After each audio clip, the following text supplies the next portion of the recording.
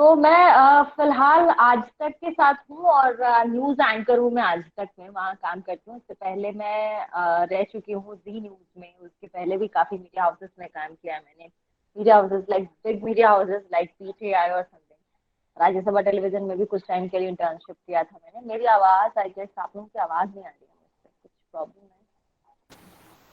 जी ma'am, आपका आवाज आ No, रही ma'am, you are audible. है जी। Ma'am, you are audible totally. Yes, ma'am, you are Gautam, audible.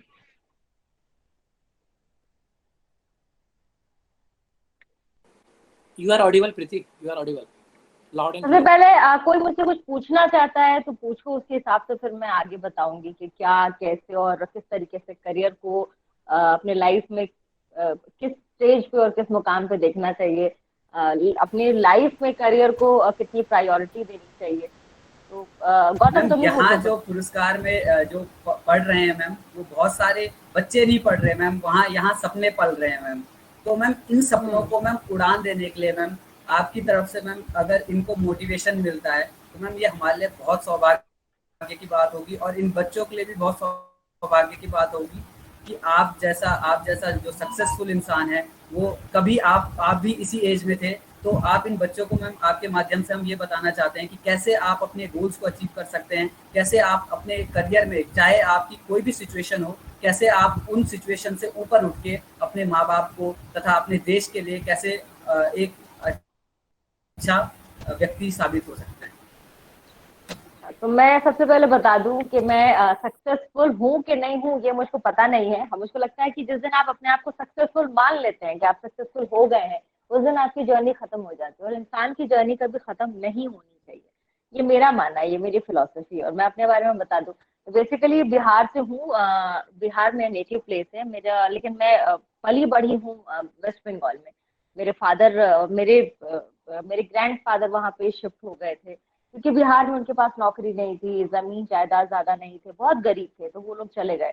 तो वहाँ पे सेंट्रल गवर्नमेंट में मेरे फादर इंजीनियर थे। उनकी भी जो जन्म स्थान है वो भी वही है। लेकिन उस पूरे पापा के कार्यकाल में और हम लोग जब पैदा हुए उसके बाद पढ़ाई लिखाई इन सब का माहौल बहुत कम मुझको वहाँ पे दिखता था। जहाँ हम लोग रहते थे बिहारी कम्युनिटी थी वहाँ पे, आसपास बिहारी लोग रहते थे। लेकिन ऐसे में क्या है, पढ़ाई लिखाई या फिर जो करियर है वो आपके अंदर होनी चाहिए कि आप क्या करना चाहते हैं, आप क्या कहाँ जाना चाहते हैं, पढ़ाई आपके लिए कितना मैटर करता है। दूसरी बात कि जैसा आपने कहा कि यहाँ छोटे छोटे बच्चे गांव में रहते हैं जिनके अंदर सपने पलते हैं।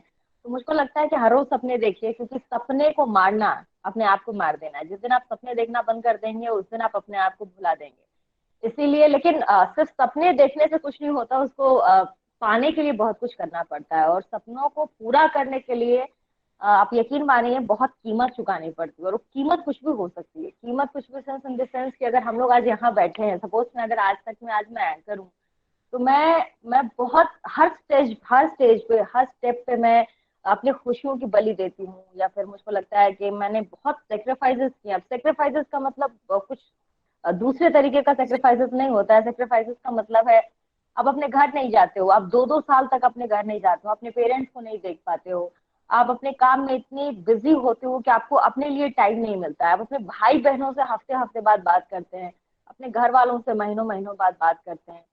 दूसरी बड़ी बात यह है कि आपको इस कंपटीशन के माहौल में दौड़ने के लिए अपने आप को अपने पाँव में कम से कम 20 चक्के लगाने होंगे। अगर सामने वाला 4 टायर लगा के दौड़ रहा है तो इस भीड़ में आपको दौड़ने के लिए कम से कम 8 टायर्स अपने पैर में लगाने होंगे, तभी आप दौड़ पाएंगे। और दूसरी जो अहम बात है वो ये, क्योंकि बिहार से शायद बहुत सारे बच्चे हैं यहाँ पे जो मुझको देख रहे हैं, आप सब कंपटीशन एग्जाम की तैयारी करते हैं। और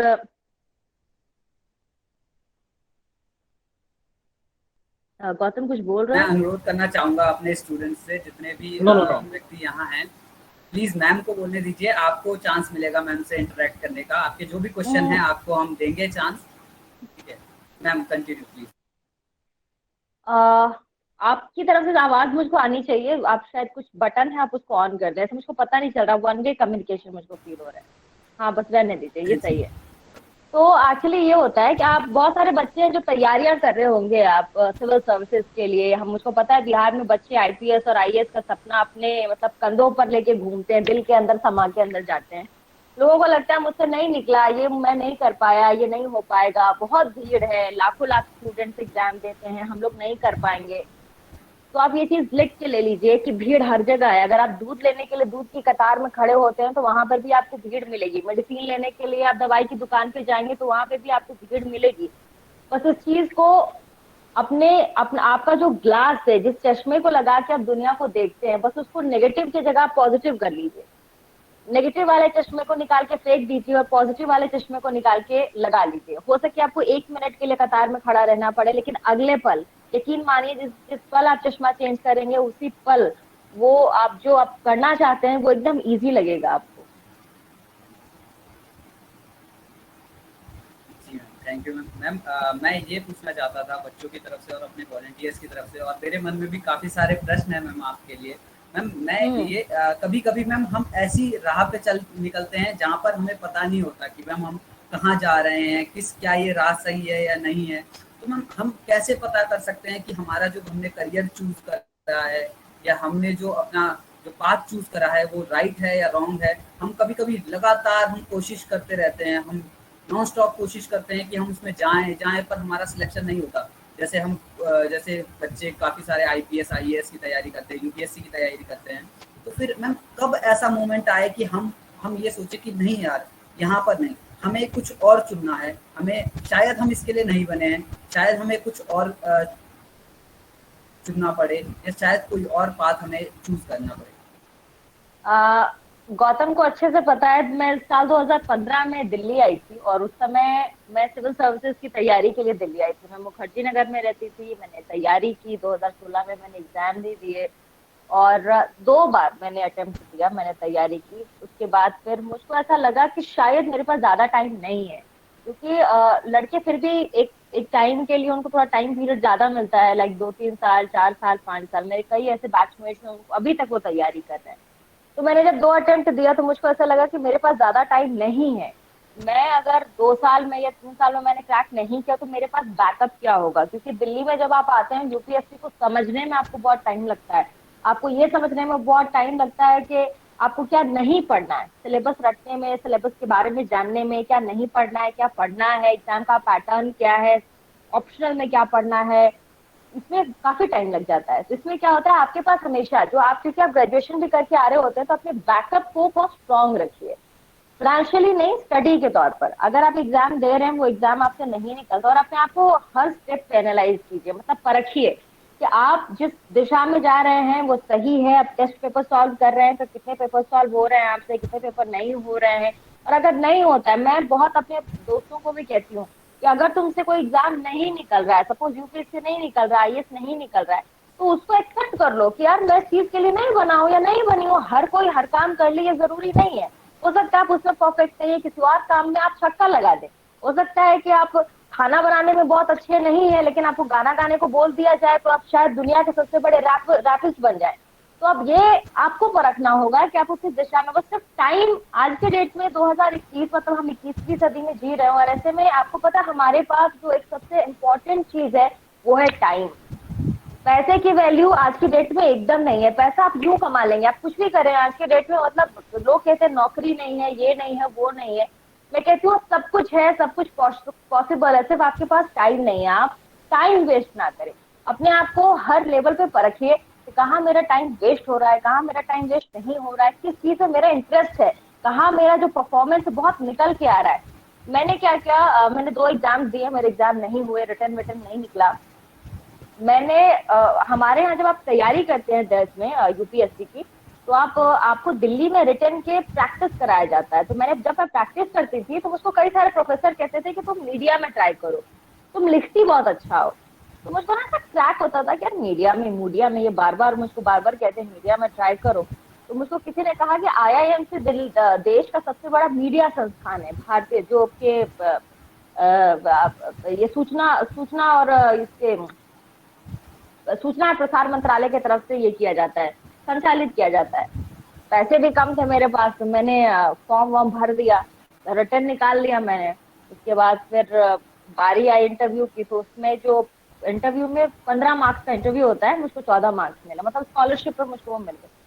जेएनयू गई मैं, वहां पर भी काफी तैयारी करा मैंने, आईएमसी की तैयारी की, लेकिन मैं इसमें सब में क्या हुआ, एक तो मेरा सपना था आईएएस बनने का, लेकिन मेरे पास बैकअप आ गया कि मैंने मीडिया संस्थान से मतलब भारत के सबसे बड़े मीडिया संस्थान से पढ़ाई भी कर ली, तो मेरे पास बैकअप था। प्रशांत किशोर की टीम ने 1 साल के बाद मुझको अप्रोच किया कि आप मेरे साथ कोर टीम में काम कीजिए, जब प्लेसमेंट हो रहा था तो मैंने मना कर दिया कि नहीं करूंगी। फिर मैं बहुत सारी मीडिया संस्थान में गई, ऐसे करके मैं जी न्यूज में गई, वहां काम किया। मेरी लिखावट, मेरी बोली, मेरी भाषा, शब्द, इन सब को, जो कि क्योंकि मैं बंगाल से भी हूँ, बिहार से भी हूँ, इंग्लिश भी बोलती हूँ, हिंदी भी बोलती हूँ, मैथिली भी बोलती हूँ, मगही भी बोलती हूँ, तो ये मेरे हथियार हैं आज के डेट में। मैं कहीं पे भी इनको, इन टैक्टिकल्स को मैं यूज कर सकती हूँ, क्योंकि आपको समझना पड़ेगा आपके पास ऐसा कौन सा स्किल है जिसको आप निखार के बैकअप के तौर पे उसको बाद में यूज कर सकते हैं। जी मैम, एक चीज आपसे पूछनी थी मैम। आप मैम इंस्पिरेशन है मैम उन लड़कियों के लिए जिनकी आंखों में मैम सपने पलते हैं। आज मैम जो स्थिति है मैम हमारे समाज की, वो बहुत दयनीय स्थिति है मैम। मैम तो मैम मैं आपसे जानना चाहता हूँ कि मैम जो चैलेंजेस है लड़कियों के लिए वो हमसे ज़्यादा हैं, लड़कों से ज़्यादा चैलेंजेस हैं। मैम आप उनको क्या क्या सलाह देना चाहेंगी कि मैम वो कैसे अपने आप को डेवलप करें ऐसी ऐसी चीज़ों के लिए जो कि आज के समाज में जिन जिन चीज़ों का डर होता है, जो चीज़ें जो जैसे देखिए, महिलाओं के बारे में मैं आपको बता दूं, हमारे देश से ज्यादा स्वतंत्र महिलाएं हमारे देश से ज्यादा किसी और कंट्री में, अमेरिका और इन सब जो विदेशी कंट्रीज, उनको छोड़कर आप अफगानिस्तान, हमारे पड़ोसी देश को देख लीजिए, अफगानिस्तान, पाकिस्तान और आसपास कजाकिस्तान, बगदाद, इन सब पूरे एरियाज को देख लीजिए वहां पे, और अपने आप को पहले सोच लीजिए कि उस कंट्री से ज्यादा हमारे देश में लड़कियों की स्थिति कैसी है। दूसरी बात, जो लड़कियां गांव में रहती हैं, क्योंकि मैं खुद ऐसे रिमोट एरियाज में भी रही हूँ, तो मुझको पता है कि स्थिति क्या है। जिनके पास पैसे नहीं होते तो खैर वो तो दूसरा मैटर है कि पैसा नहीं है, लेकिन जिनके पेरेंट्स लड़कियों को पढ़ाते हैं, उन पे भरोसा करते हैं और उनको आगे बढ़ने का मौका देते हैं, जिनके माँ बाप ये मौका देते हैं, उन लड़कियों के लिए उनके कंधों पे बहुत बड़ी जिम्मेदारी है। अब इस बात को ऐसे समझिए, अगर आपके घर में किसी लड़की को, यहाँ पे अगर बहुत सारी लड़कियां मुझको इस वक्त अगर देख रही हैं, आपके पेरेंट्स अगर आप पर बहुत भरोसा करते हैं और आपको मौका दे रहे हैं कि आप आगे बढ़ें, पढ़े लिखें और कुछ करें, और साथ में आपके भाई भी हैं और 2-3 बहनें हैं, लेकिन सबको मौका दे रहे हैं, वो अपने आप को बेच के भी आपको पढ़ा रहे हैं, तो आपके कंधों पे आपके माँ बाप से ज्यादा आपकी जिम्मेदारी है कि आप अपने काम को बहुत अच्छे से करें, चाहे इसके लिए आपको कितनी ही कुर्बानी क्यों ना देनी पड़े। आप पढ़ाई में बहुत अच्छा करें, आप आपको जो भी काम दिया जाता है उसमें बहुत अच्छा करें। साथ में जैसे मैंने किया, मैं अपने स्कूल खत्म का मतलब, मेरी जब स्कूलिंग आसनसोल में खत्म हुई, उसके बाद फिर मैंने स्टडीज के लिए, और ट्यूशन की सुविधा ज्यादा थी नहीं, तो मैं कैलकाटा चली गई अपनी यूनिवर्सिटी की पढ़ाई के लिए, वहां 3 साल में रही, वहां से मैंने पढ़ाई करी। मेरे माँ बाप ने कहा कि अब बहुत हो गया, हम तुम्हारे लिए बहुत अच्छे अच्छे लड़के के मतलब शादी के लिए ऑफर्स आ रहे हैं, हम तुम्हारी शादी कर देंगे, ये कर देंगे, वो कर देंगे। आपको थोड़ा जिद्दी होना पड़ेगा, थोड़ा थोड़ा सा सेल्फिश होना पड़ेगा। मैंने अपने माँ बाप को 1 साल तक सिर्फ दिल्ली आने के लिए कन्विंस किया, साल 2014 में, कि मुझको दिल्ली जाने दो, मुझको तैयारी करनी है। तो आपके अंदर एक लगन और जुनून होनी चाहिए। दूसरी सबसे बड़ी बात ये है, हमारे समाज में माँ बाप लड़कियों को घर से बाहर भेजने में इस चीज के लिए भी कतराते हैं, क्योंकि माँ बाप के ऊपर जो सोशल प्रेशर होता है, समाज का, फैमिली का, आसपास के लोगों का, वो बहुत ज्यादा होता है, वो हम लोग समझ नहीं पाते। तो उसको अगर समझ के आप अपने दायरे में रह के, दायरे का मतलब ये नहीं मैं कह रही हूँ कि आप किसी से प्यार ना करें, आपका अगर कोई बॉयफ्रेंड बन जा रहा है तो आप उसको भगा दें, मैं बहुत फ्रैंकली बात कर रही हूँ, आप सारी चीजें करें, लेकिन आपके दिमाग में, आपके जहन में आपका करियर और आपके माँ बाप सबसे ऊपर होने चाहिए। अगर ये आप करके आगे बढ़ती हैं तो आपको कोई नहीं रोक पाएगा, क्योंकि आपके माँ बाप देखेंगे कि मेरा मेरा बच्चा इतना कर रहा है, सब सेक्रीफाइस कर रहा है, पढ़ाई, मतलब आपको बस 100% देना है, सब कुछ भूल जाएं आप, धोखा माँ बाप को नहीं देना है। ये लड़कियों के लिए हमारे समाज में देखिए ये है, इसको मान के चलना पड़ेगा। अपने माँ बाप को आप बहुत कॉन्फिडेंस में रखें, तभी आप जाके बहुत कुछ कर पाएंगे। Ma'am thank you ma'am. Ma'am इरका गुलशेर का प्रश्न है मैम कि मैम वो रिपोर्टर बनना चाहती हैं, तो मैम उन्हें क्या करना होगा? उनको फ्यूचर में रिपोर्टर बनना है तो उन्हें क्या करना? मैम इकरा गुलशेर। अच्छा, अच्छा इकरा जी, रिपोर्टर बनने के लिए ज्यादा मेहनत करने की जरूरत नहीं है। डे टू डे जो खबरें आती हैं, नेशनल इंटरनेशनल क्या कुछ चल रहा है, देश में क्या कुछ हो रहा है, आपको देश की पॉलिटिक्स, नेताओं, राजनेताओं, प्रधानमंत्री, उनके स्टैटिक्स क्या क्या क्या करते हैं वो, ये सब आपको बहुत बारीकी से पता होना चाहिए। लेकिन अगर नेशनल नहीं भी तो अपने स्थानीय लेवल पे सबसे पहले तो आप रीड करना शुरू करें कि आपके आसपास पंचायत चुनाव में या नेता क्या कर रहे हैं, बिहार में क्या हो रहा है, बिहार की पॉलिटिक्स कितनी इंपॉर्टेंट है, कौन लोग इन्वॉल्व हो रहे हैं, चिराग क्या कर रहा है, तेजस्वी क्या कर रहा है, लालू जी कहाँ है। तो ये सब कुछ आपको डे टू डे आपको बहुत अपडेट होना पड़ेगा। और साथ ही आप मास कम्युनिकेशन अगर आपने नहीं ma'am, Good evening. Good evening. मैं बीटेक का स्टूडेंट हूँ। मतलब मैं ये जानना चाहता हूँ, जैसे कि हमारी स्टडीज है वो तो हमें प्रॉपरली करनी है, लेकिन उसके साथ हम पब्लिक एक्टिविटीज में कैसे एक्टिव रह सकते हैं। जैसे आज का टाइम पे कोरोना बहुत ज्यादा चल रहा है, तो हम कैसे पब्लिक की मदद करें और अपनी स्टडीज को भी कंटिन्यू कर सकते हैं। क्या करते हैं आप? मैं बीटेक का स्टूडेंट हूँ, मेरी 3rd ईयर है। सबसे पहले बात है कि आप आपके कॉलेज में जहाँ भी आप बीटेक जहाँ से कर रहे हैं वहाँ पे काफी प्रोफेसर होंगे, और आपके कॉलेज का किसी न किसी ट्रस्टी के साथ या फिर एनजीओ के साथ आई एम श्योर की टाई अप होगा। तो या आप अपने प्रोफेसर को पकड़िए या फिर अपने प्रिंसिपल को पकड़िए कि अगर ट्रस्टी है कॉलेज के कोई या फिर एनजीओ वहां से टाई अप है तो वहां से जुड़ के जी मैम, मेरा एक प्रश्न है मैम आपसे। मैम जब मैम आपका जो बोलने का एक्सेंट है मैम वो बहुत अच्छा लगता है। मैम जब आप बोलते हो जैसे कॉन्फिडेंट आप बोलते हो मैम, मेरे को थोड़ा सा ना हेजिटेशन होता है बोलने में। मैम किस चीज इसको में पहले hesitation पहले है? जब मैम जैसे अभी मैम कोई भी इवेंट जैसे ऑर्गेनाइज या कहीं पर भी जब हम ऑर्गेनाइज करते हैं कोई भी चीज़ को, तो मैम हेजिटेशन हो जाता है, हकला जाता हूँ, ऐसी छोटी छोटी चीज़ें मिस कर जाता हूँ। तो ये सारी चीज़ें पहले जब हम 12th में थे, 11th-12th में थे, तो हमारा जो डीएवी से था वो कंटिन्यूअसली प्रोग्राम होते रहते थे, तो हम उसमें एक्टिव रहते थे, तो थोड़ा बहुत ठीक था। पर अब धीरे धीरे करके जैसे जैसे कॉलेज में गए, कॉलेज में फिर स्टडीज़ का लोड आया, फिर फर्स्ट ईयर के बाद फिर कोरोना आ गया, तो फिर ऐसे सारा हौच पौच सा हो गया। मैम एक जो कम्युनिकेशन स्किल्स है ना मैम, वो धीरे धीरे डिप्लीट होती जा रही है, डाउन होती जा रही है।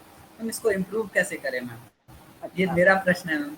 अच्छा, आपने कभी शाहरुख खान को बोलते हुए सुना, उसको मोटिवेशनल स्पीच सुना है कभी?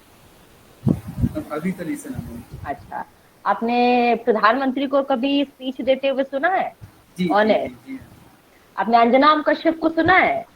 जी जी मैम। राजी उसमें रवीश कुमार को सुना है?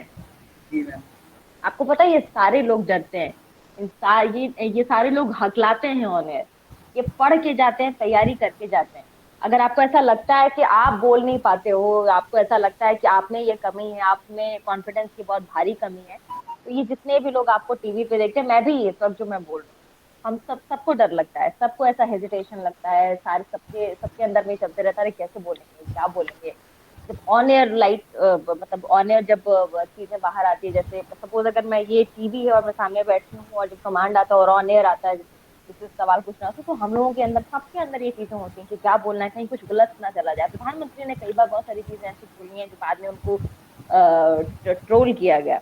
आप शाहरुख खान को देख लें, शाहरुख खान अपने इंटरव्यू में बार बार कहता है कि मैं हमेशा रिविजन करता हूँ, मैं बहुत डरता हूँ, मैं बहुत अच्छा नहीं हूँ, मैं बहुत अच्छा स्पीकर भी नहीं हूँ, मैं बहुत अच्छा एक्टर भी नहीं हूँ, इसलिए मैं हर बार प्रैक्टिस करता हूँ। तो आपको अगर ये लगता है कि मैं इस चीज में कमजोर हूँ तो प्रैक्टिस ही आपको बहुत अच्छा बनाएगा। प्रैक्टिस कीजिए, अच्छे से बात अपने घर पे करना शुरू कीजिए, कॉलेज में अपने दोस्तों के साथ, आप एकदम वो हो जाएंगे एकदम मुझसे अच्छा। मतलब मुझको लगता है आपको मौका दिया जाएगा तो आप अच्छी एंकरिंग कर लेंगे। Thank you ma'am, thank you so much ma'am. हाँ, मैम सर सूर्य हेलो प्रीति मैम, मेरा आपसे हाँ क्वेश्चन है। मतलब हाँ ऐसा होता है, मैं जब भी आज तक पे देखता हूँ तो वहाँ डिबेट चलती है किसी भी टॉपिक को लेके, तो इतनी अच्छी डिबेट चलती है कि समझ में नहीं आता ये लोग इतनी स्टडी कैसे करते हैं। तो आप एक पर्टिकुलर टॉपिक को लेकर कितनी स्टडी करते हैं? जैसे आजकल वैक्सीन वगैरह है तो उसके लिए इतना वो चल रहा है, तो कितनी डीप तक आप स्टडी करते हैं? मुझको लगता है कि ये सारा गेम स्मार्टनेस का है। एक तो आप हर हेलो। रोज डे टू डे। हाँ, मेरी आवाज आ रही है आपको? यस आवाज आ मैम। रही है आपको मेरी? Yes ma'am. एक तो आप जैसे कि मैं हूँ, मैं हर रोज ऑफिस जाती हूँ, तो डे टू डे जितनी भी खबरें होती हैं वो मैं सुबह से लेके 9-9 घंटे तक आप सिर्फ ऑन एयर होते हो और 9-9 घंटे तक आपको एक ही खबर बतानी है। अपडेट जो है वो आपको देखना होता है। तो आप सुबह सुबह न्यूज़पेपर्स भी देखते हो, साथ में आपके मोबाइल फोन में अपडेट्स आ जाते हैं, आपके फीड्स हैं, जैसे मैंने कहा कि पीटीआई हो गया, एएनआई है, ट्विटर है। ट्विटर पे आप सुबह सुबह अगर कहीं पे अटैक होता है तो सबसे पहले ट्विटर अपडेट होता है, एएनआई फीड्स हैं। तो उससे अपडेट, अब जैसे अभी कश्मीर पे जो एयरबेस पे ड्रोन से हमला हुआ, अपडेट ये है कि रविवार को पाकिस्तान में इंडियन एम्बेसी के ऊपर भी ड्रोन से निगरानी की जा रही थी, स्पाई जो जासूसी की जा रही, तो कल की ब्रेकिंग थी इंडिया की। तो ये बस अपडेट है, ये आपको अपडेट कर दिया जाता है। और साथ में जब भी आप किसी डिबेट में जाते हैं तो आपको होमवर्क करना पड़ता है। होमवर्क मतलब अपडेट क्या है और हिस्ट्री क्या रही है, जो भी आपके पास टॉपिक है तो उसकी हिस्ट्री क्या रही है, आपको कोर तक आपका होमवर्क बहुत स्ट्रांग होना चाहिए। वरना ओपोनेंट यानी कि जो भी आपके गेस्ट हैं, अगर अपने अपोजिशन में या फिर बीजेपी या फिर कांग्रेस या फिर सीपीएम, अगर मतलब तीनों ही पार्टियों के अगर गेस्ट आपके पास है और कोई भी ज्यादा स्मार्ट अगर आपसे है तो ऑनर आपको बोल सकता है कि आपकी होमवर्क अच्छी नहीं है, तो आप तो वहां पे फिर आपकी बेइज्जती हो जाएगी, तो आपको उनसे ज्यादा स्मार्ट होना पड़ेगा। यस मैम, इसीलिए डर लगता है। मतलब हम लोग सही है, हमारा पॉजिटिव पॉइंट है, लेकिन जैसे हम लोग उसके लिए प्रिपेयर नहीं है तो ऐसा लगता है जैसे मेरे को अगर कहा जाए कि मैं किसी से डिबेट करूं तो डर सा लगता है कि मैं कर नहीं पाऊंगा, ऐसा लगता नहीं है। नहीं नहीं, देखिए आपको सबसे पहले है कि अगर आप बहुत अच्छे वक्ता बनना चाहते हैं, जो बात करता हो बहुत बढ़िया, बहुत अच्छे से लोगों को एंटरटेन करता हो, अपने आप में एंटरटेन करने का मतलब डांस करना नहीं होता है, एंगेज करना होता है। मैं जैसे अगर बोल रही हूँ और मुझको सुन के 100 लोग एंगेज हो जा रहे हो, रुक के 1 मिनट मेरी बात को सुन रहे हैं, इसका मतलब मैं बहुत अच्छी वक्ता हूँ, बहुत अच्छी स्पीकर हूँ, मैं बहुत अच्छा बोल सकती हूँ। तो इसके लिए आपके अंदर बेखौफी होना बहुत जरूरत है, आपको बेखौफ होना पड़ेगा, एकदम बेखौफ, बोल्ड। आपको किसी चीज से डरना नहीं है, आप जो बोल रहे हो बस कॉन्फिडेंटली बोलो कि आप जो बोल रहे हो, जो डिलीवर कर रहे हो वो बहुत अच्छा कर रहे हो और आपकी होमवर्क बहुत तगड़ी है। Okay, thank you ma'am. Thank you. Thank you ma'am. Sir, और किसी का कोई प्रश्न हो तो पूछिए। Chinky, you have any question? Chinky, please unmute yourself and ask your question. Yes, sir. Yes, sir. Please. Yes, ma'am. Good evening, ma'am. Actually, I have a query. Ma'am, actually, I am a student of 12th standard and I have a phobia of stage phobia like that. मैं बोल नहीं पाती हूँ आगे stage पे जाके, तो ma'am मैं कैसे अपना ये स्टेज फोबिया, आपने अभी बोला ना गैदरिंग में बोलना या एक बहुत बड़ा स्पीकर होना बहुत अच्छी बात होती है, तो मैम मैं 12th स्टैंडर्ड साइंस स्टूडेंट हूँ और मैं कैसे अपना ये स्टेज फोबिया रिमूव करूँ, तो मैम कुछ गाइडेंस देंगे आप मुझको मुझे? लगता है कि जो स्पीच मतलब जिनके अंदर ये प्रॉब्लम है, जिनको इस तरह की फोबियाज हैं, तो सबसे पहले आप 3-4 तरह का मतलब ये फोबिया होता है, डर होता है, जो मुझको जहां तक पता है। तो ये कि आप सामने वाले को या अगर किसी स्पीच पे आप मतलब मंच पे जाके स्टेज पे जाके स्पीच देते हैं तो आपके अंदर अगर ये डर है कि जो सुनने मुझको आया है वो मुझसे बहुत ज्यादा नॉलेजेबल है, तो ये आप इस डर को आप निकाल दीजिए, क्योंकि वो आपसे ज्यादा नॉलेजेबल होते तो आपको वहां बुलाया ही नहीं जाता। दूसरी बड़ी बात, इस चीज को अपने अंदर आपको बिठाना होगा। अगर आपको लग रहा है आप ओवर कॉन्फिडेंट है तो हाँ है, आपको कॉन्फिडेंट ओवर कॉन्फिडेंस, मैंने कहा बेखौफी, ये आपके अंदर होना चाहिए, ये आपकी शक्ल पे झलकना चाहिए कि आप बेखौफ हैं। कल को अगर प्रधानमंत्री आपके घर पे सपोज आ जाते हैं, आपको फोन कर देते हैं प्रधानमंत्री और पूछते हैं, आपका नाम क्या है वैसे? मैम रिंकी। रिंकी।